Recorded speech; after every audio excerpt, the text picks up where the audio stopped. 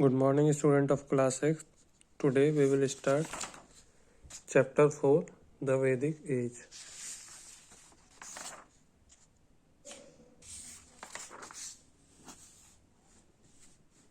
The Indo-Aryans.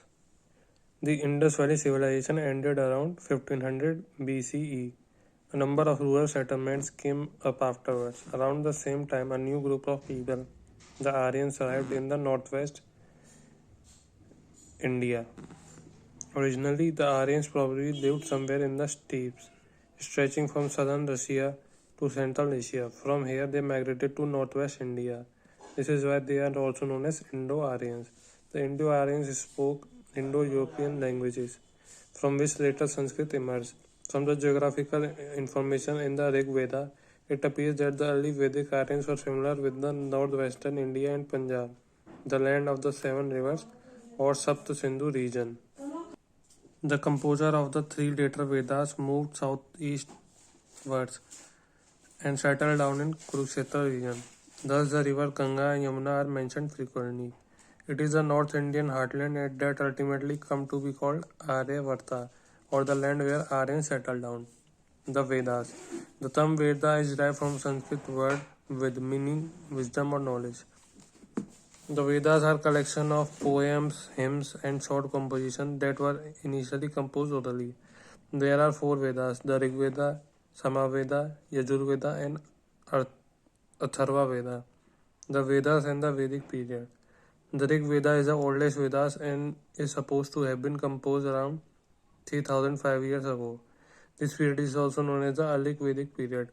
It contains about 1028 hymns and called suktas, meaning well said. These hymns praise various Vedic gods. Recently, the Rig Veda has been included by UNESCO in the list of literature signifying world human heritage, memory of the world.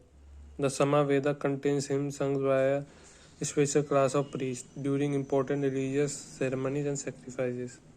The Yajur Veda contains rules that are meant to be followed in the religious ceremonies, sacrifices, and rituals. The Athar Veda is a collection of songs, spells, magical charms to ward off evil spirits. The last three Vedas were composed during 1000 to 600 BCE. This is called later Vedic period. Originally, the Vedas were oral composition. In fact, the Vedas were written down in manuscripts several hundred years after they were composed. The hymns and poems of the Vedas praise the various gods of the composer. In the Rig Veda, the most important gods are Indra, Agni, and Varuna. There are some hymns dedicated to the goddess Usha and Aditi.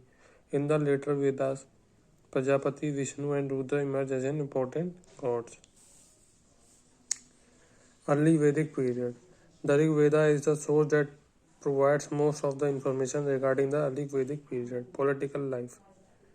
The early Vedic society consisted of many different types called janas. Each type had its own ruler called Rajan. He was usually elected as Rajan because of his bravery and ability to lead his tribe in war and raids. So the position of the Rajan was not hereditary. Rig Vedic Rajans did not collect taxes. They managed with voluntary contribution, bodhi, made by members of the tribe. The Rajan took decision in the constitution with the Sabha and Samiti, which were tribal assemblies. Women could also attend the Sabha. In addition to the Rajans,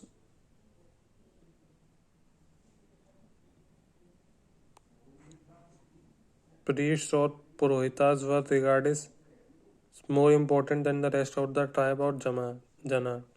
They helped the Rajan and the common people of the tribe in all ritual matters. The Senami helped the Rajan in his military campaigns and wars. Economic life. Though they practice agriculture, cattle rearing seems to have an important occupation. The main agriculture products were wheat, barley, and cotton. The early Vedic people kept herds of domesticated cow, bulls, oxen, horses, sheep, goats, and dogs. The cow was considered precious and the main form of wealth. The Rig Veda mentions potters, weavers, carpenters, tanner, different type of smith, chariot makers, and jewelers. Chariot makers had a high status in society. Social life. Initially, kinship was the basis of the social structure. A man's primary loyalty was to his tribe or jana. Society was essentially tribal and there were no major differences between the members of a tribe. Society was divided into three occupational groups: warriors and chieftains, priests, and the common people, the first two privileged groups. In the beginning, members of the same family could follow different occupations. This is quite clear from one of the hymns of the Rig Veda, which says, I am a poet, my father is a physician, and my mother is grinder of a corn. The basis of early Vedic society was family, which was patriarchal.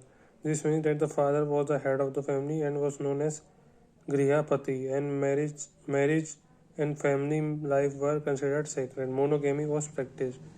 The society was divided into four distinct castes or varnas based on the skill of the people. Brahmins or priestly class, Kshatriya or kings and warrior class, Vaishyas or merchants and traders and farmers, Shudra or menial workers. They are also known as they were also dasas and dasai, who were slaves, servants, or enemies captured. Children were sent to Gurukuls where they lived and studied with the Guru or teacher. They studied religion, philosophy, art, logic, medicine, grammar, and moral codes of conduct. People in this period ate grains, cereals, barley, fruit, vegetable, and meat. They were fond of dairy products such as milk, milk, and cottage cheese. They also consumed soma and sura, types of intoxicating drinks on festive occasions. Soma was prepared by mixing herbs and plants, and sura was kind of a liquor. Thank you.